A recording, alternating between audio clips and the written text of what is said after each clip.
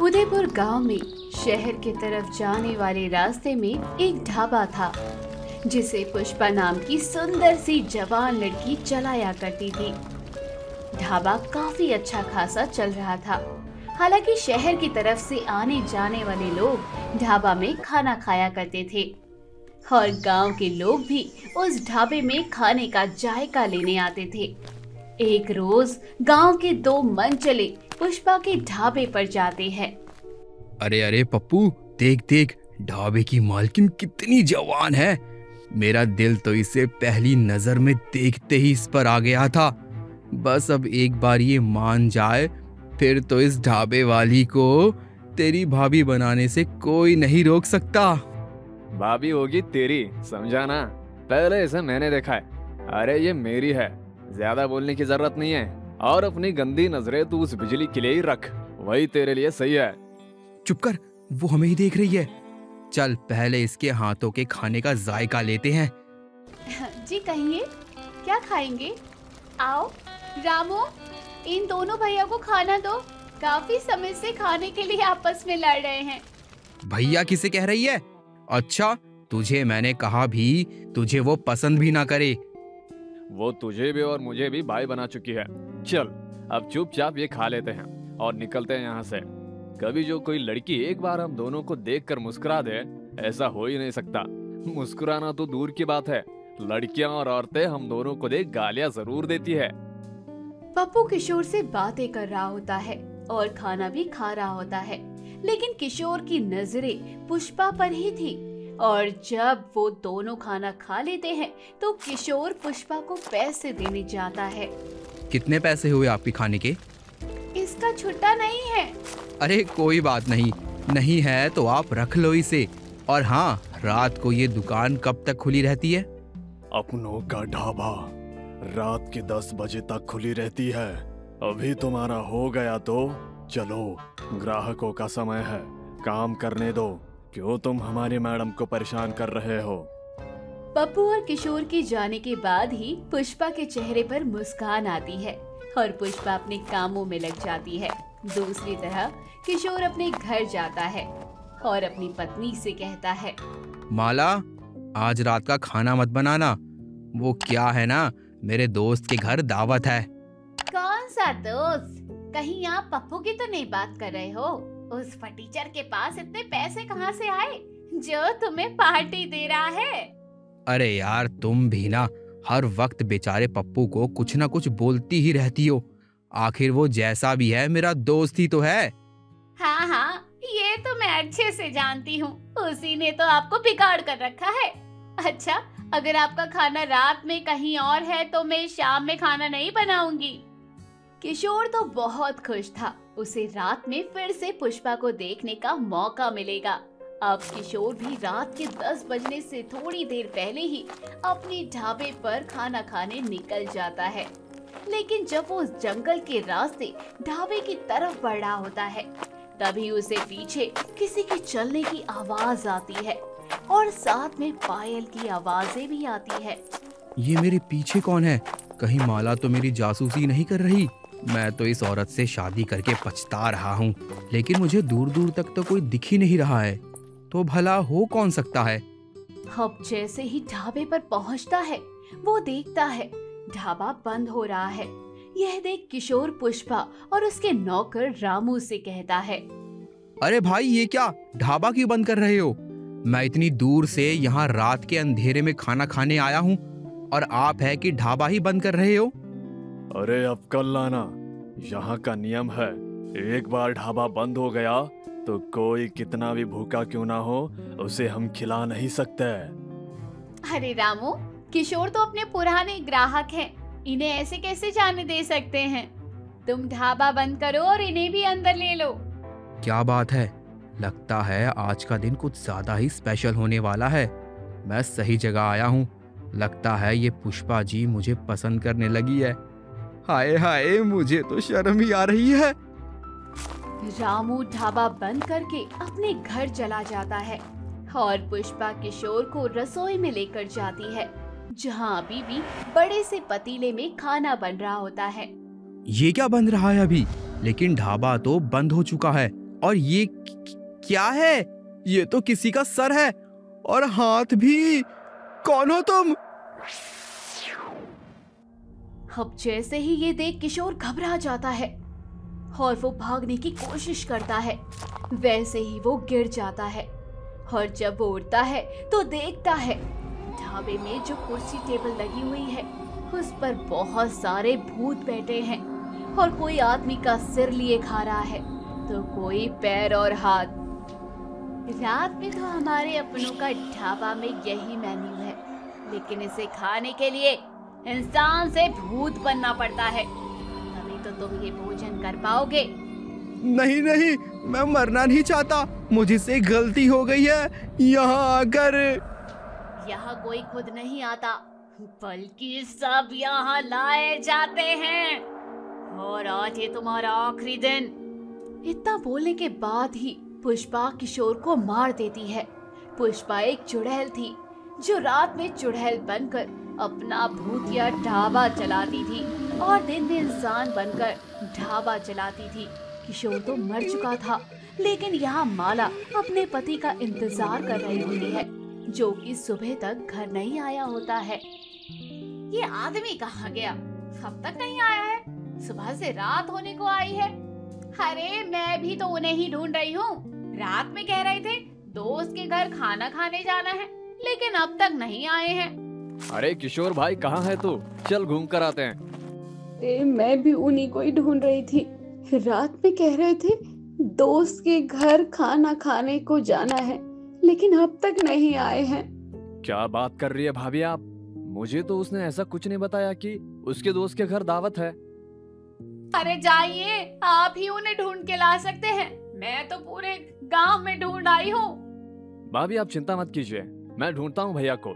एक किशोर भी ना मुझे बिना बताए ही ना जाने कहाँ चला गया है। ऐसे होते हैं दोस्त, ये तो दोस्त के नाम पर कलंक है और कुछ नहीं। अब पप्पू अपने दोस्त को ढूंढने निकलता है। उसे सुबह से शाम हो जाती है, लेकिन किशोर कहीं नहीं मिलता और ऐसे ही कई दिन बीत जाते हैं।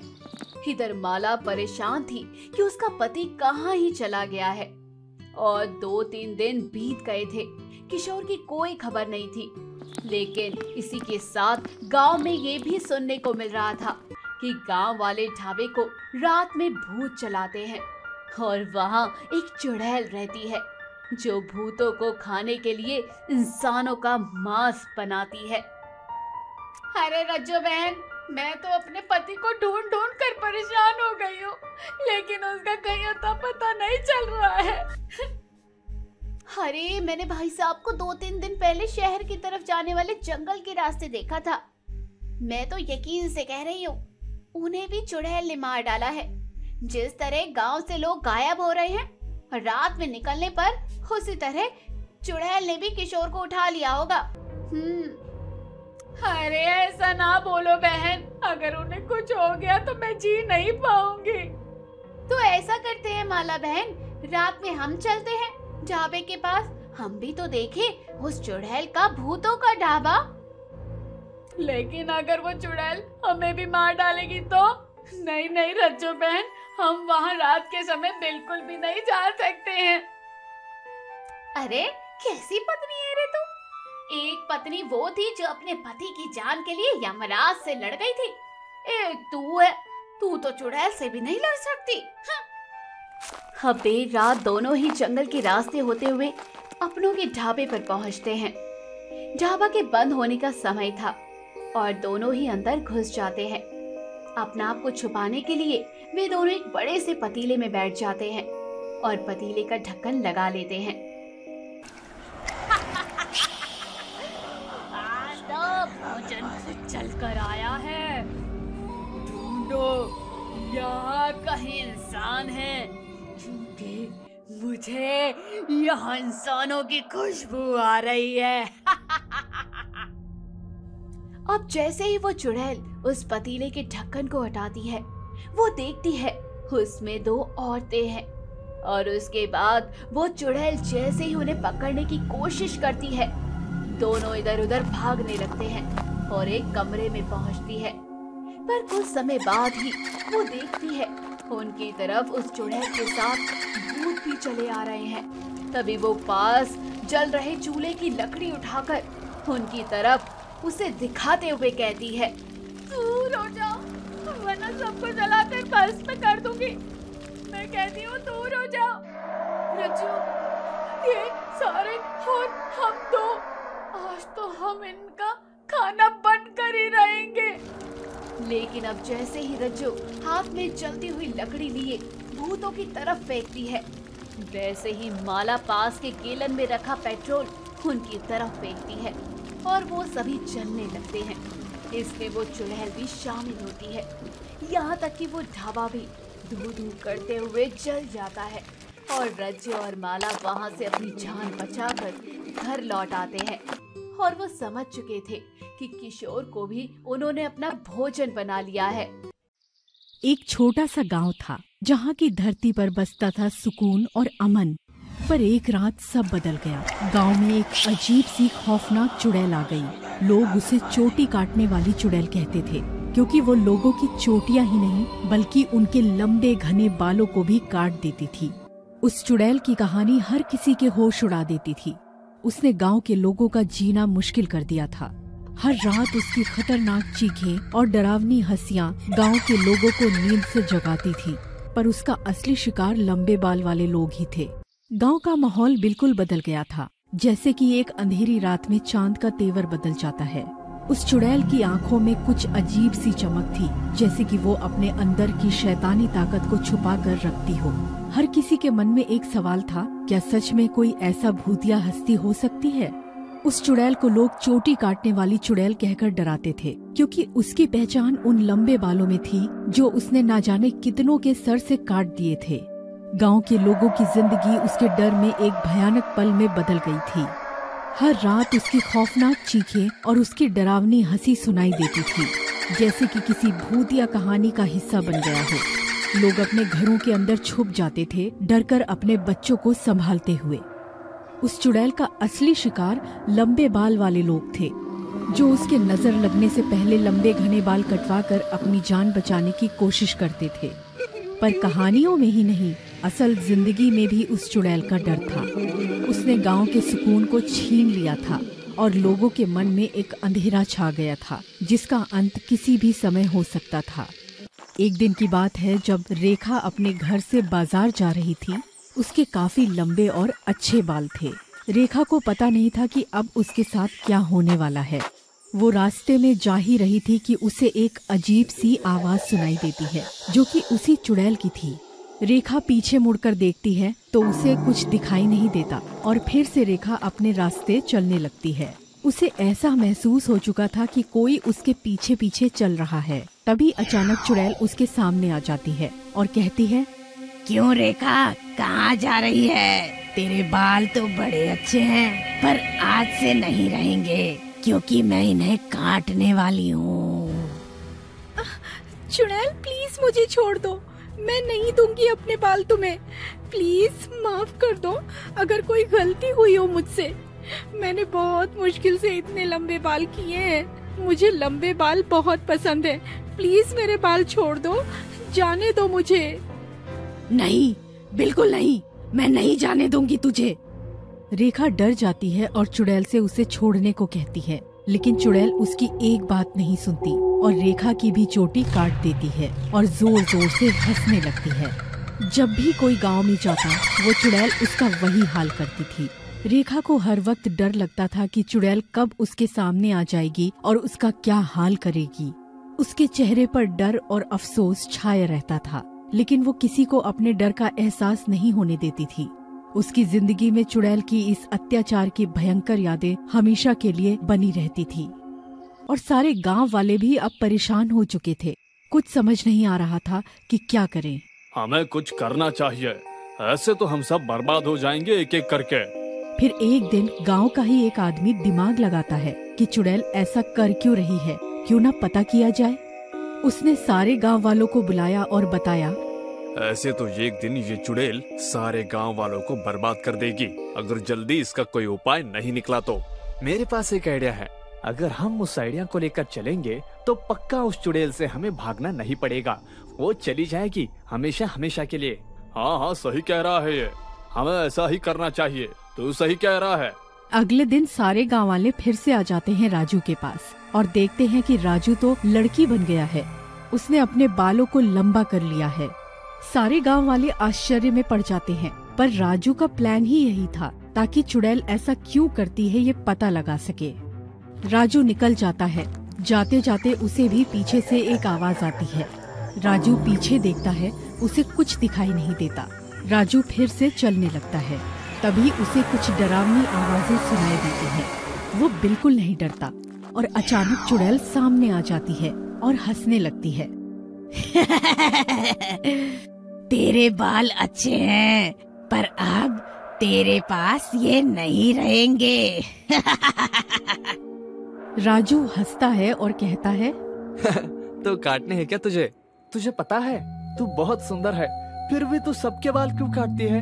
हाँ, क्या मैं तुझे सुंदर लगती हूँ? पहली बार किसी ने मुझे सुंदर बोला है। कहीं ऐसा तो नहीं कि तू मुझे मस्का लगा रही है ताकि तेरे बाल ना काट सकूं और तू चली जाए?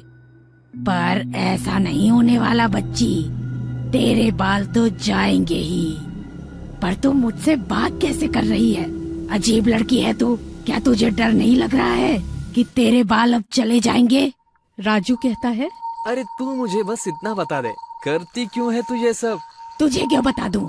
तू कौन है? अपने काम से काम रखना। इतना कह के चुड़ैल राजू के बाल काट देती है और हंसते हुए गायब हो जाती है और सामने एक पेड़ पर चली जाती है। राजू भी वहीं छुप जाता है और देखने लगता है। चुड़ैल को लगता है कि वो जा चुका है। तभी चुड़ैल कहती है, चलो कोई देख नहीं रहा, अब मैं अपना काम करती हूँ। चुड़ैल अपने सर से बाल हटा देती है। राजू देखकर चौंक जाता है और समझ जाता है कि ये चुड़ैल गंजी है, इसीलिए सबके बाल काट के ले जाती है ताकि वो अपने सर पर लगा सके। चुड़ैल राजू के बालों को लगा लेती है और कहती है, अरे वाह, ये तो बाल अब तक के सबसे अच्छे हैं। मैं कितनी सुंदर दिख रही हूँ इसमें। अब मुझे कोई गंजी नहीं कह पाएगा। मेरे पास भी अब इतने लंबे बाल हैं। चुड़ैल ने राजू के बाल देखते ही मुस्कुराते हुए कहा, अरे वाह, ये तो सबसे मस्त बाल हैं। मुझे तो लगता है अब कोई मुझे गंजी नहीं कह पाएगा। मेरे भी अब इतने लंबे बाल हैं। देखो कितनी प्यारी लग रही हूँ। राजू ये सब देख रहा था और अब वो भागते हुए गांव वालों के पास जाता है और सारी कहानी बता देता है। सारे गांव वाले सोच में पड़ जाते हैं। ओए सुनो सब लोग, चुड़ैल ने मेरे बाल देखे और बोला कि वो कितनी सुंदर दिख रही है इन बालों में, और उसने बोला कि अब कोई उसे गंजी नहीं कह पाएगा क्योंकि उसके भी इतने लंबे बाल है। सभी गांव वाले सोच में पड़ गए। कुछ तो ये सोच रहे थे कि क्या ये सच हो सकता है। तभी राजू बताता है कि वो चुड़ैल पेड़ पर रहती है। सारे गांव वाले मिलकर उस चुड़ैल के पास जाने लगते हैं। जाते ही उसे पेड़ से बांध देते हैं और कहते हैं, बहुत मनमानी कर ली तूने, हम सबको परेशान करके रखा था। अब बस, अब और नहीं, अब तेरा अंत यही है। तुझे पता नहीं है, अभी जो तुमने चोटी काटी वो कोई लड़की की नहीं बल्कि हमारे गांव के राजू का था, और उसने देख लिया कि तू गंजी है, इसलिए ये सब करती है ना। तुमने ना जाने कितनों के बाल काटे हैं अपनी सुंदरता के लिए। चुड़ैल चौंक जाती है और कहती है, तुमने मुझे धोखा दिया। तुम सबको मैं नहीं छोड़ने वाली। अब तुम सबको मार दूंगी। तू हमारा कुछ नहीं बिगाड़ सकती। मैंने पहले ही बोला था ना, इस आइडिया से हमें पक्का ही चुड़ैल से भागना नहीं पड़ेगा। मुझे छोड़ दो, नहीं तो मैं तुम सबको मार दूंगी। बाय बाय चुड़ैल, फिर कभी मत आना। लेकिन गांव वाले एक नहीं सुनते और उस पेड़ को आग लगा देते हैं। चुड़ैल वहीं जलकर मर जाती है और गांव में पहले की तरह खुशहाली आ जाती है।